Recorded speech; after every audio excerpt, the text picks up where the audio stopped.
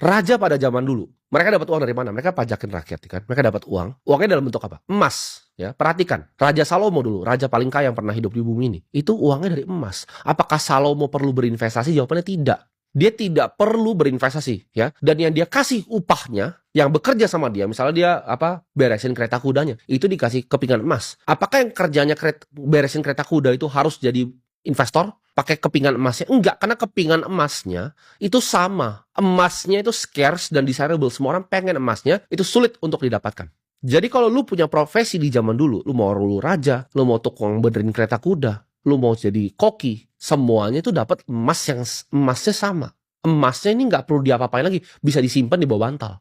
Karena akhirnya emas itu jadi langka, para bankir-bankir di zaman Eropa ini mikir, ya, karena bisa dirampok nih kalau pakai emas, mereka bikin IOU, kertas yang bukti kepemilikan emas. Nah, ini yang jadi sistem sekarang sampai 1971. Jadi ketika kertas itu diperdagangkan, itu kan janji bahwa kertas ini memiliki emas di bank, kan. Kertasnya ini adalah hutang, ya. Jadi ini udah masuk ke sistem setan riba. Jadi kertasnya sendiri adalah udah riba. Udah tidak ada value-nya. Dibilang kadang-kadang janji doang ada emas. Tapi kalau kita fast forward ke 1971, Nixon tuh lepas gold standard. Ini bahkan kertas tadi yang dijanjiin emas itu udah nggak ada emasnya lagi. Jadi semua kertas yang lu punya di rumah itu udah nggak ada emasnya lagi. Yang lebih parah lagi sekarang cuma digit, ya kan, di rekening lu. Digit, nggak perlu dicetak lagi bahkan. Ketik aja udah. Disinilah menurut gua perbudakan sebenarnya itu dimulai. Bukan zaman dulu. Zaman dulu semua orang dapat upah yang fair. Sekarang ini diketik nih, ya kan? Dia ketik ya, bank sentral. Pakai sistem distribusinya. Lu kerja di sana, gaji UMR ditransfer ke lu.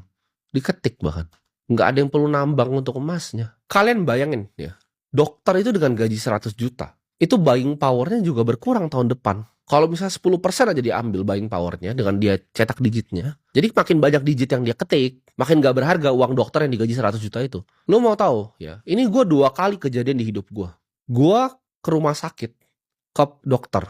Itu mereka kenal gue. Mereka ngomong, oh gue suka nontonin podcast lu, keren banget bro. Thank you banget, lu ngubah hidup gue.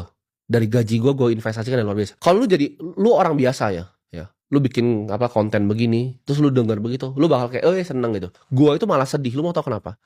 Pikiran gua nih, ini dokter, ngapain nonton gua? Kenapa dia nggak fokus jadi dokter? Ini profesi mulia loh. Ini nyembuhin orang. Kenapa dia harus jadi semi hedge fund manager? Kenapa dia harus ngerti apa itu indeks S&P 500? Itu nggak masuk di otak gua gitu loh. Lu dokter gitu loh. Tapi dia harus begitu. Karena dia tahu kalau dia nggak begitu, gajinya jadi 0. Nah lu bayangin buru-buru yang gak tahu ini.